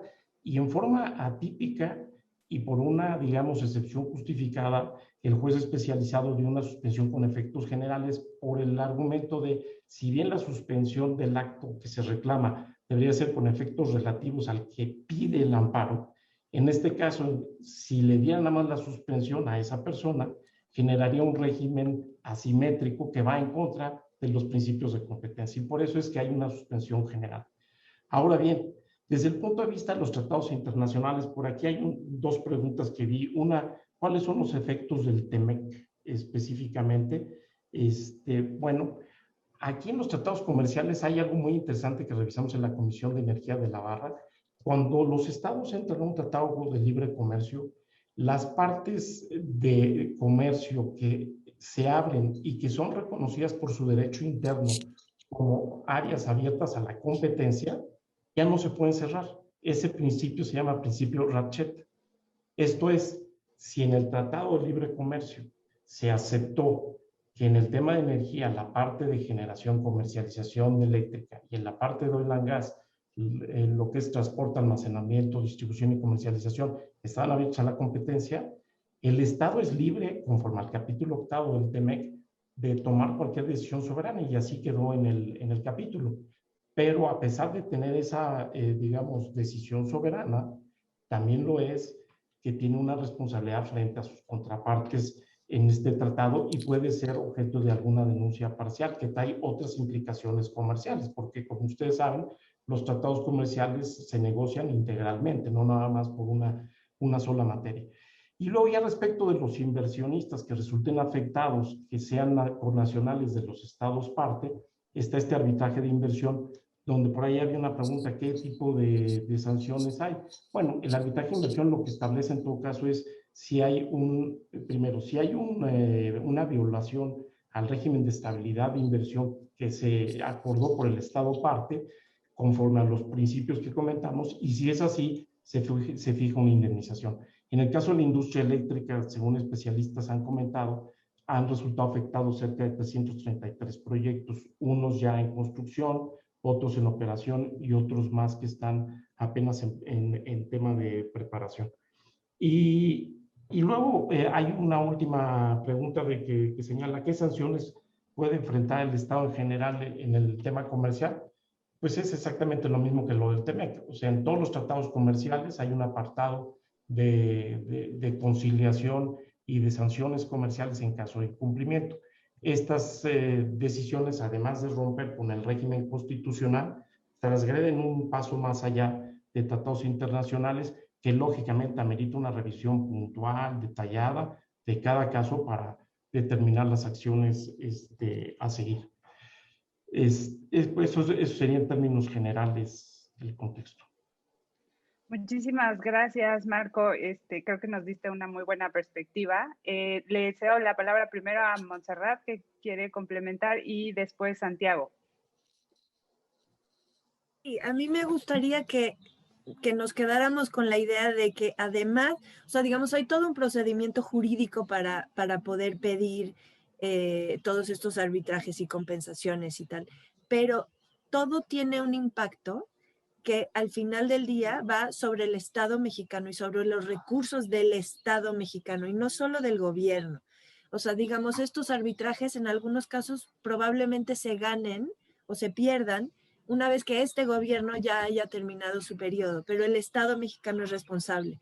Y digamos, el efecto para nosotros los mexicanos es que el Estado va a contar con menos recursos para poder compensar a estas empresas que tienen todo el derecho de recibir las compensaciones.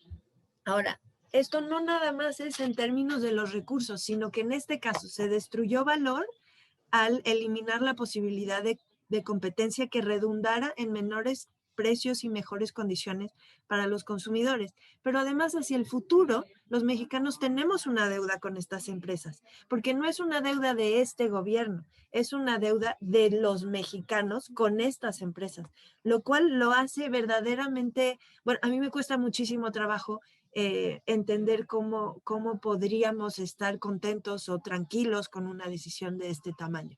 Ahora, Marco mencionó el que sin cambiar la Constitución, todas estas adendas o modificaciones a las leyes serían o seguirían siendo completamente inviables. A mí me preocupa muchísimo, digamos, podemos tener diferencias en términos de hacia dónde queremos que vayan nuestros mercados y los sectores y si una ley resulta en mayores beneficios o no.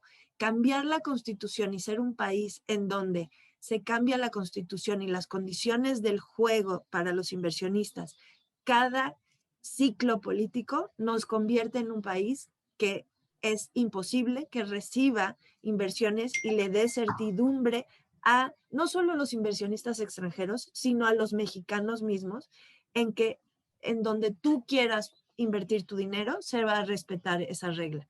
Creo que si abrimos como mexicanos la posibilidad de cambiar la Constitución de esta forma, sería muy, muy peligroso para nuestro futuro económico y nuestro futuro social y ambiental.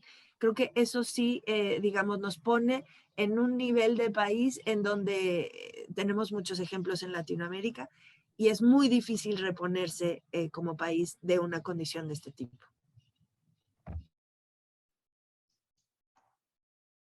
Adelante, Santiago. Muchas gracias. Complementando las valiosas aportaciones de mis colegas de Marco y Monse, muchas veces las personas buscan un referente. Estamos en un contexto de regulación judicializada. Tenemos tristemente, una Comisión Reguladora de Energía omisa, ausente, no existe en los hechos. Y toda esta labor de regulación la está tomando los tribunales, que eso es en un entorno de mercado, eso es una aberración. Yo creo que Marco va a coincidir conmigo, porque para eso existen los reguladores, para dar valor a las acciones del Estado y obviamente dar valor o maximizar el valor de los actos de comercio en torno a este mercado. Ya estamos viviendo ese contexto, pero ahora vamos a una cuestión más práctica. Muchas veces, y seguramente el auditorio quiere encontrar un referente de cómo nos va a afectar esto a nosotros como ciudadanía. Y hay un elemento muy importante antes de llegar a ese punto, que también ya el consumidor está tomando las armas en contra de este tipo de políticas. Ya hay ciudadanos, personas, por su propio derecho presentando este tipo de procesos de amparo, y también ONGs que representan a grandes colectivos de personas. Y se están teniendo resultados positivos. Esto a la postre se puede llevar incluso, y en una especie como de locura jurídica, se puede llevar incluso a una corte interamericana por la transgresión de derechos económicos. Nada más lo voy a dejar hasta ahí. Ahora, en este referente que busca la ciudadanía de cuál es el costo de una sanción a nivel internacional o de una retribución a nivel internacional donde el Estado mexicano como ente, o sea, como nación, somos responsables frente a terceros, está el ejemplo clarísimo de la sentencia del campo algodonero. ¿Sí? ¿Cuál es esta sentencia del campo algodonero? Pues fue una sentencia que se dio por virtud de unos feminicidios que ocurrieron en Ciudad Juárez y que se llevaron a cortes internacionales. ¿Esto qué provocó? No nada más la retribución o el resarcimiento del daño a las familias de las mujeres,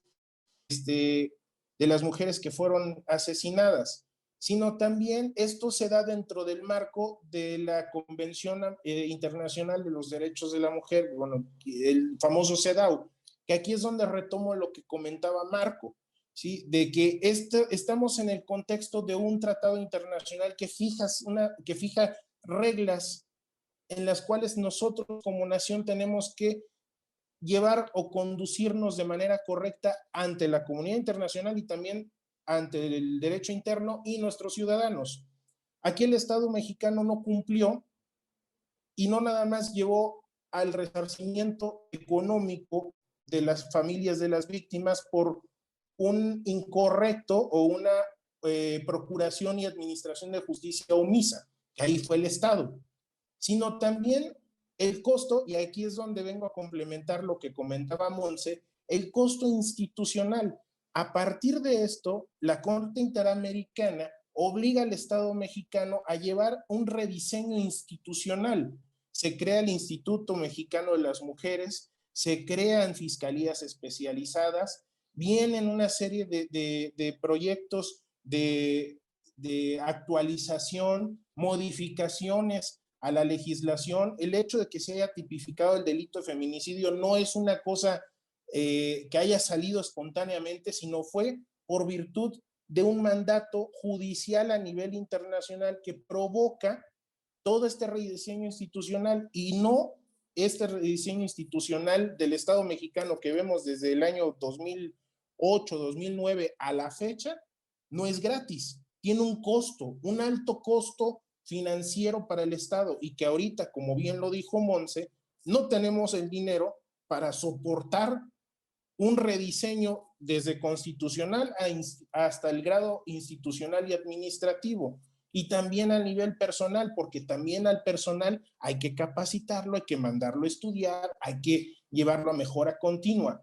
Eso es lo que nos va a conllevar una sanción de estas, y si, digamos, trayendo el referente, porque a la ciudadanía muchas veces le gusta escuchar, o a nuestro auditorio le gusta escuchar un referente. ¿Qué pasaría si el what if? Bueno, aquí lo tienen. Tenemos ya un antecedente en donde el Estado mexicano la riega y tenemos un alto costo en rediseño institucional, en capacitación, en mejora e incluso en cambio de legislación, que eso también conlleva un costo, ¿sí? Y este costo pues se tiene que asumir, y no lo va a asumir esta administración, como bien lo dijo Monse, quizás lo va a asumir la siguiente o quizás la que sigue. No lo sabemos, pero en algún momento vamos a tener que recibir el golpe de una resolución de estas características. Gracias. Yo quería agregar un punto. Adelante, Guillermo. Si me permites, Erika. Yo creo que, digamos, el proceso judicial va a seguir por su propio camino. Van a ser años, como bien mencionó Monse, Santiago y Marco. Y un poquito el llamado es, pues busquemos esas herramientas en donde no se está en litigio hoy día, y ahí el consumidor, el ciudadano, el empresario van a poder actuar. La generación distribuida pues va a ser un tema, me parece, toral en todo este proceso, que cuando te das cuenta que con la LIE lo que va a aprenderse van a ser las plantas más ineficientes, las más caras, que vamos a tener intermitencias, pues es un llamado a apoyar al sector energético nacional, porque en la medida en que entren más generaciones distribuidas, pues menor presión va a haber para prender esas plantas ineficientes, ¿no? Entonces, creo que hay válvulas de escape, no son las mejores, porque siempre es mejor tener una escala grande de grandes proyectos de solares, eólicos, etcétera, pero creo que hay alternativas, y yo por eso también mencionaba el tema de abasto aislado y generación local, que pueden ser modelos que si bien requieren un permiso de la autoridad, no requieren necesariamente una interconexión al sistema de transmisión. Entonces, en zonas donde no tenga suficiente transmisión, donde no puedas recibir un precio adecuado de electricidad, pues se pueden hacer proyectos totalmente aislados de la red, ¿no? Y eso quita presión, como digo, de la demanda, y eso permite no tener que estar prendiendo plantas que pueden estar costando cientos o miles incluso de dólares el megawatt hora, lo cual es pues algo contraintuitivo, ¿no? Y contraeconómico, ¿no? Además. Gracias. Muy bien, Erika. Gracias, Guillermo. Sí, adelante.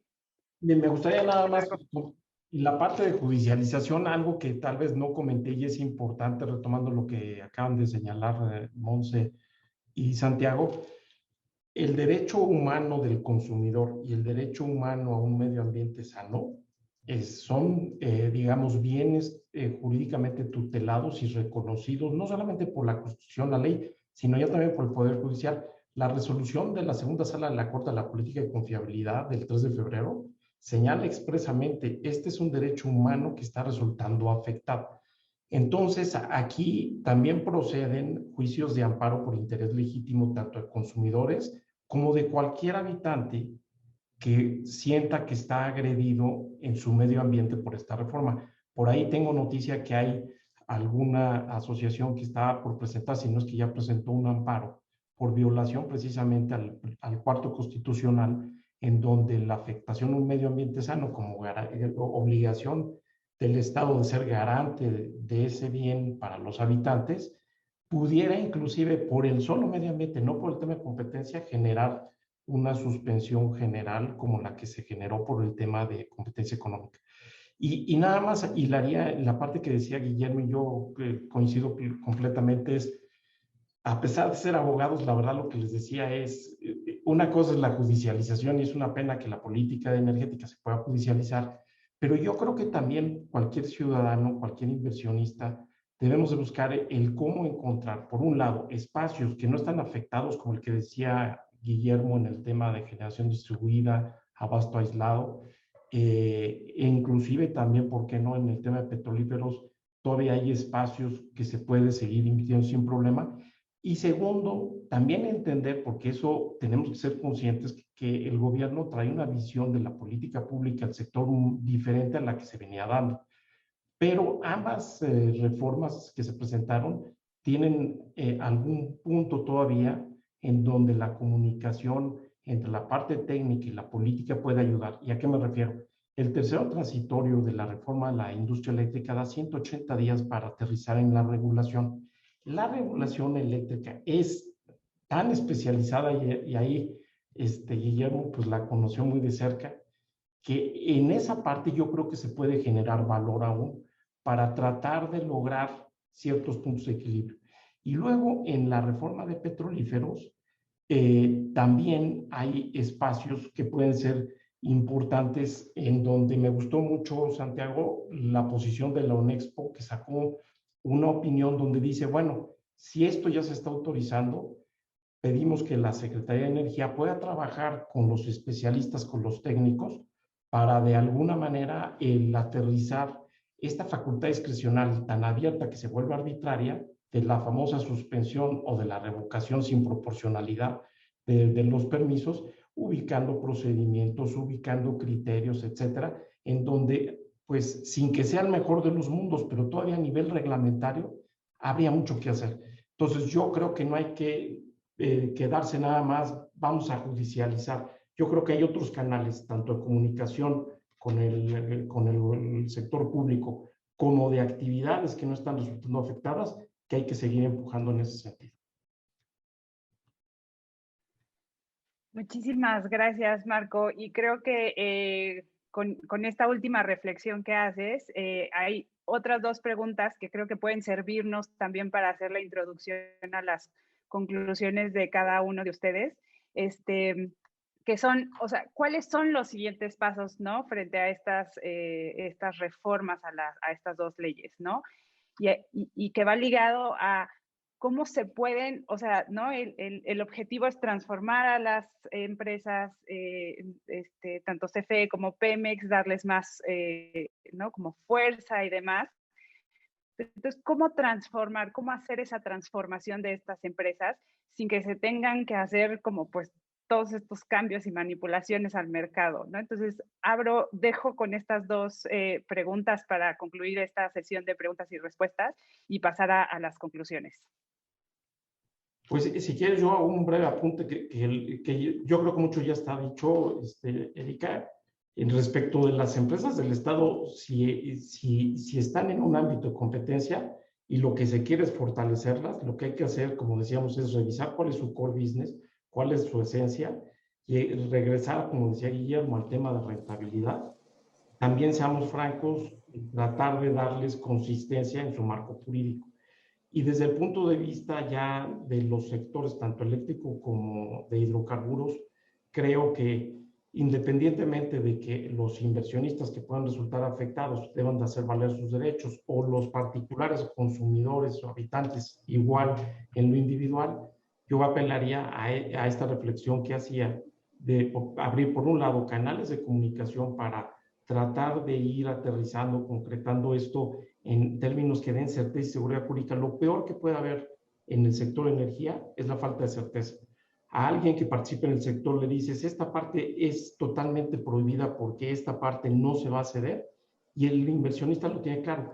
Lo que es bien delicado es, por ejemplo, el esquema este de una suspensión con una facultad discrecional tan abierta que dice cualquier persona que está participando en el mercado y qué sigue, ¿no? Yo voy a invertir hacia el futuro y no sé qué va a suceder. Entonces, todo lo que abonemos desde nuestra cancha para generar certeza jurídica, para generar seguridad, tanto para el inversionista, el consumidor, el habitante, yo creo que es lo que se tiene que caminar.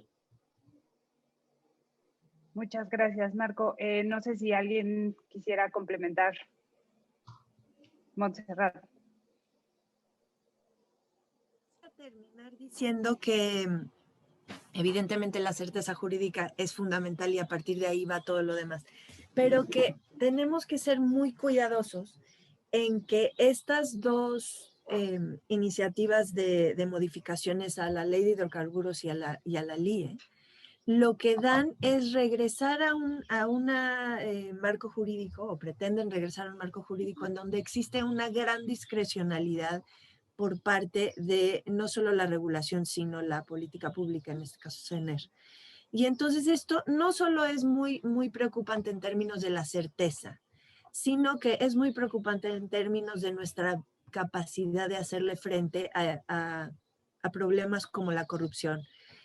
Cuando las cosas se negocian de forma particular, o si, digamos, te dejas abierto el espacio para hacerlo caso por caso, lo que sucede, independientemente de qué administración esté, es abrirle la puerta a la corrupción. Y creo que eso es una de las grandes cosas que tuvo la modificación a la ley de la CRE y la modificación a la LIE y a la ley de hidrocarburos, que se daba un espacio para que la legislación aplicara y que tuviera que ser pareja para todos los participantes de la industria. Y si bien Pemex tenía regulación asimétrica, le aplicaba justamente para permitir que los privados o los otros participantes de la industria pudieran participar en condiciones más o menos equitativas. Entonces, creo que esta discrecionalidad que toma el gobierno federal es muy preocupante para lograr sus propios objetivos de combate a la corrupción y llegar a una mejor situación financiera de las empresas del Estado. Y por eso creo que esta idea de fortalecer no es fortalecerlos, las pone a las dos empresas del Estado en una situación muy preocupante porque les carga la mano de responsabilidades. Entonces, ¿qué debemos hacer? Pues debemos, o sea, hacia el futuro, ¿qué tendremos que pensar? Creo que la transición energética es absolutamente imparable. Lo que estamos viendo en México ahorita es, digamos, un dato atípico, es un paréntesis que eventualmente vamos a tener que superar porque, digamos, la realidad del mundo, el cambio climático, ahí están, y por más que nosotros cambiemos leyes, la realidad existe, la restricción presupuestal existe, el mejor uso de los recursos públicos existe, aunque en este momento no lo veamos así. Entonces, yo creo que México tiene un gran potencial en términos del combate al cambio climático, digamos, tiene un potencial de integración de renovables muy importante, y eso eventualmente es lo que tenemos que perseguir. Y como ciudadanos lo que tenemos que perseguir es ser consumidores de información muchísimo más responsables para poder tomar decisiones y saber qué decisiones de la política pública nos afectan y de qué manera. Entonces yo lo dejaría ahí. La transición energética es imparable. La situación financiera de las dos empresas del Estado puede mejorar, pero no va a mejorar con estas políticas públicas. Muchas gracias. Muchísimas gracias, Montserrat. Santiago, adelante. Bueno, yo en este caso voy a hablar como participante del mercado, porque aparte de consultor estoy metido en este rollo. Pues francamente, sabemos que los inversionistas extranjeros o los grandes inversionistas, pues muchos van a volar, ¿no? Porque finalmente tienen unas estructuras y unos procesos de compliance muy marcados, muy disciplinados, y esto va a provocar que obviamente salga. sobre todo en un contexto en donde yo coincido totalmente con Marco, en el sentido de que, y con Memo también, de que hay que ser sumamente estratégicos. La judicialización no lo es todo, y yo lo he comentado. Incluso el amparo, para mí como litigante también que soy, yo lo veo como un platillo que se sirve frío. Tienes que ser demasiado estratégico y muy enfocado. Si no, suceden cosas que incluso pueden perjudicar a los demás, incluso por ética profesional. Esos amparos que salen express con tal de ganar titulares, muchas veces trastocan el criterio jurisdiccional y le vienen a dar al traste a los que vienen atrás, ¿sí? A los que tenemos que ver una estrategia más pensada. Y alejarnos también un poquito de la judicialización, ya como participante del mercado y como ahora sí que como consultor, también hay que ver las alternativas con base al contexto. Tenemos que contextualizarnos, tenemos que ver qué salidas tenemos para continuar con esto. Pemex y CFE no van a generar ni un solo empleo a nadie. No van a generar ahorita valor, al menos en los próximos 3 años van a seguir con su misma dinámica destructiva. Eso es un hecho. Hasta que no venga una nueva administración pública federal, hasta que no venga un nuevo cuerpo de gobierno, Pemex no va a cambiar. Así que dejemos que ellos se destruyan solitos, que hagan su autofagia que están haciendo ahorita y nos enfocamos a los que estamos aquí, a los que generamos progreso, a los que generamos empleos, a los que generamos oportunidades y ver la manera de cómo. Y ahí es donde entra la interlocución de grupos, ¿sí? Como algunas asociaciones, como algunas ONGs o asociaciones gremiales, que pueden ser un frente para poder lograr esta comunicación institucional con el gobierno cuando uno solo no puede. Hay que ver alternativas, hay que buscar soluciones para alejarnos de lo complicado y lo costoso que es irnos a un juicio o a un proceso jurisdiccional. ¿Sí? Y ahí es donde coincido plenamente con lo que comenta Memo y Marco. Hay que buscar alternativas. El gobierno se quiere comer los grandes mercados, pero también están abandonando los más chiquitos, ¿sí? Y ahí hay mucho valor, ahí hay muchas oportunidades y hay que aprovecharlos. Y sí, claro que vamos también a transitar hacia un esquema donde hay muchos riesgos respecto de la corrupción, como lo comentaba Monse. Sin embargo, ahí es donde tendríamos también tanto el consumidor como los cuerpos empresariales, tendríamos que apelar mucho a nuestro profesionalismo, a nuestra ética, a nuestras mejores prácticas, para no incurrir o no caer en la tentación de este tipo de prácticas, porque se pueden dar, y esta discrecionalidad tan amplia que mencionan Monse y Marco, también da un nivel de riesgo tan grande que también se vuelve una tentación para algunas empresas o algunos empresarios de incurrir en estas malas prácticas, que la única forma que se va a solucionar es cuando la propia ciudadanía, el sector privado, empuje al próximo Congreso a llevar a cabo las acciones legales para remediar esto. Ni siquiera vamos a hablar de revertir, vamos a hablar de transformar para mejorar. ¿Sí? Que eso es lo que se necesita. Ya vimos que el marco legal que fue modificado tiene espacios que abusó un gobierno, también hay espacios que pueden ser abusados por parte de la iniciativa privada, entonces pues hay que encaminar esfuerzos para generar una nueva legislación y tape estos huecos en donde hubo este tipo de filtraciones. No estoy diciendo que haya sido mala la reforma energética, estoy diciendo que no fuimos como le tuvimos buena fe al gobierno. Eso fue lo que sucedió. Teníamos pensado que venían gobiernos mejores, con mayor espíritu y respeto a la ley. No ocurrió, ocurrió todo lo contrario. Así que, digo, esto es lo que yo dejo como reflexión y que tenemos que buscar alternativas. No todo está en la judicialización. Hay que tener mucho cuidado y ese tema de la judicialización siempre verlo como una última opción, como una última alternativa. Así, al final del día tenemos tiempo para presentar un amparo y en ese tiempo podemos buscar soluciones. Gracias. Muchas gracias, Santiago. Finalizaríamos con las conclusiones de Guillermo. Sí, Adelante. muchísimas gracias por la invitación. Un gusto estar aquí con mis colegas. Yo creo que la conclusión principal es, pues tenemos que estar bien informados, ¿no? Yo creo que en el tema de la discusión de la ley de la industria eléctrica se dio un debate bastante fuerte. Yo lo platico mucho con mis alumnos y me doy cuenta que están muy empapados del tema, ¿no? Y preguntan siempre, oye, ¿qué quiere decir esto para mi futuro? Pues eso es lo que tenemos que transmitirle a todos los ciudadanos. ¿Qué impacto tienen las políticas públicas de corto plazo en el futuro de la ciudad? Monse ya mencionaba el tema de la situación climática y de contaminación en las ciudades. ¿Qué está pasando en Salamanca? ¿Qué está pasando en Tula? ¿Qué está pasando en la Ciudad de México? ¿Qué está pasando en Monterrey?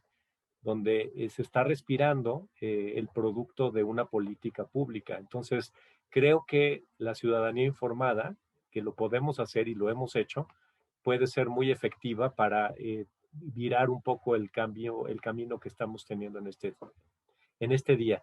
Y bueno, pues sería mi conclusión, simplemente va en el sentido de buscar esas alternativas, buscar esos caminos que se mencionaron en donde no hay un conflicto legal y ahí tratar de potenciar la presencia del ciudadano generando su propia energía, el pequeño empresario, el consumidor, el comerciante, las tortillerías, por ejemplo, con techos solares, es una cosa muy bonita, ¿no? Porque son grandes consumidores de energía y el que lo puedan hacer con energía renovable, pues es una cosa muy, muy interesante, ¿no? Los mercados, por ejemplo, el tema de que la Merced se le hayan puesto techos solares también es una gran noticia que se debería de replicar en todos los estados y en todos los municipios.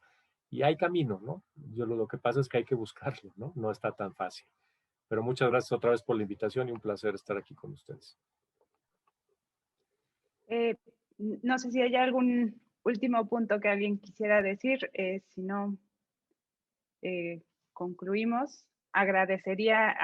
¿no? Agradezco muchísimo a todos los que se conectaron, que pudieron estar con nosotros, en especial a nuestros super panelistas, Santiago Arroyo, Marco Antonio de la Peña, Montserrat Ramiro y Guillermo García Alcocer.